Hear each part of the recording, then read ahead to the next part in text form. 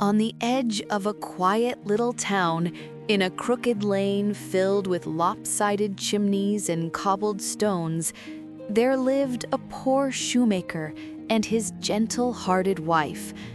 Their shop was tiny, neatly swept, and always smelling faintly of leather, polish, and warm tea. Though the shoemaker worked from sunrise to late night, their earnings barely kept them fed. Customers were kind, but few, and leather was expensive. Yet the couple never complained.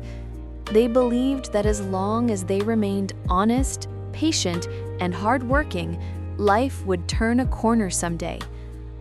One cold evening, after finishing his day's stitching, the shoemaker discovered he had only enough leather left to make a single pair of shoes. "This is it," he sighed softly. "If I sell this pair tomorrow, perhaps we can buy food for the week. If not, I'm not sure what we will do." His wife placed a warm hand on his shoulder and smiled. "Do your best," she said. "Something good will happen. It always does for kind hearts." With that comfort, he cut the leather pieces carefully, arranged them neatly on his bench, and left them ready for sewing in the morning. Feeling tired, he blew out his lamp and went to bed beside his wife, whispering a prayer that tomorrow would bring them luck. When dawn came and sunlight slipped through the curtains, he went downstairs to begin work. But instead of cut pieces lying on the bench, he found a beautifully finished pair of shoes. They were crafted so perfectly that even the most skilled shoemaker would have admired them. Every stitch was even, every shape smooth, every seam pressed flat. The shoemaker gasped, calling out to his wife. She hurried in, eyes widening with wonder. "You didn't do this, but who could have?" Not long after the shop opened, a gentleman entered. He examined the shoes and declared them the finest he had ever seen. Without bargaining, he paid more than the usual price. With that money, the shoemaker bought enough leather to make 2 pairs. That evening, he cut the pieces, arranged them properly, and again left them overnight. The next morning, 2 perfectly finished shoes waited for him. Customers arrived quickly, praising the beautiful pieces and paying generously. With their earnings, the shoemaker bought more leather. Every night he cut out the shapes, and every morning perfect shoes greeted him on the bench. Day after day, this miracle continued, and the shoemaker and his wife slowly rose out of their hardship. Their shop grew lively, their home grew warmer, and their hearts filled with gratitude. Still, the mystery remained. Who was helping them? One cold evening, when the wind rattled the window panes and the moon shone brightly over the white roofs, the shoemaker's wife said, "We must find out who our little helpers are. Whoever they are, they deserve our thanks."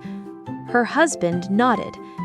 "Tonight, we will stay awake and watch." So after dinner, they hid behind a closet in the workshop.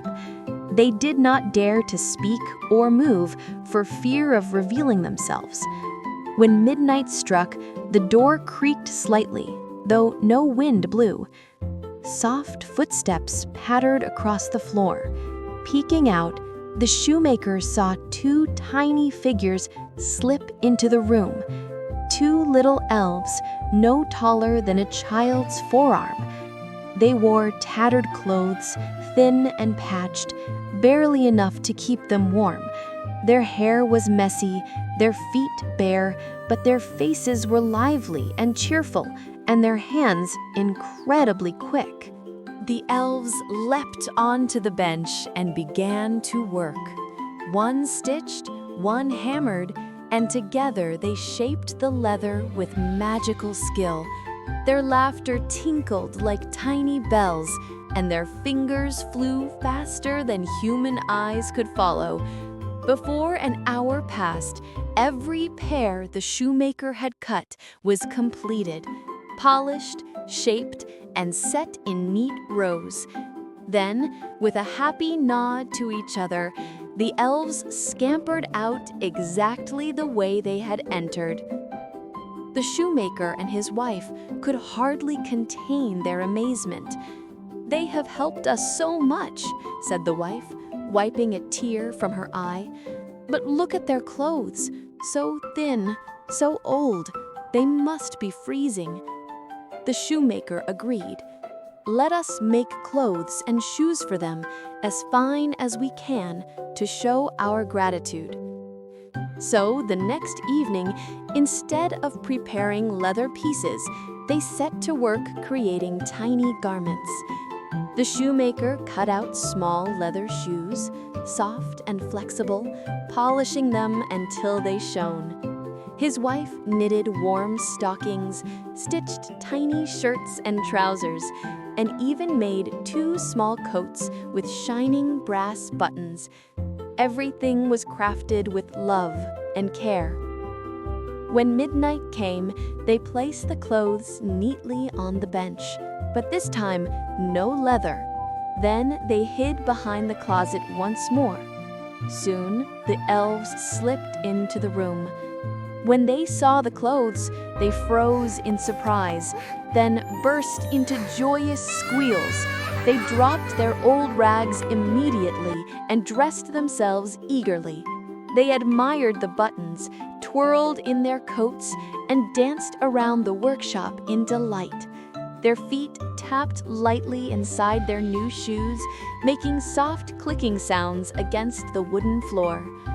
After celebrating their new outfits with a cheerful little dance, the elves hugged each other, waved toward the shadows, perhaps sensing the shoemaker and his wife watching, and then darted out of the shop for the last time.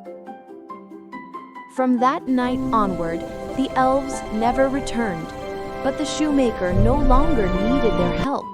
His business remained prosperous, his customers loyal, and his fame spread across the town.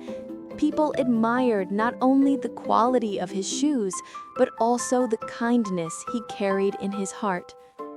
The shoemaker and his wife lived comfortably, always remembering the tiny beings who had changed their life.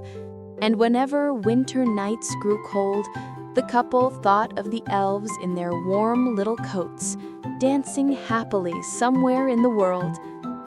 Thus, the shoemaker never forgot that goodness given in silence often returns with unexpected blessings, and help offered with gratitude keeps the heart forever rich.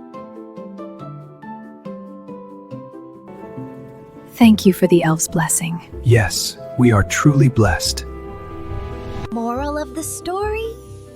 Always help others and be thankful. Bye, children!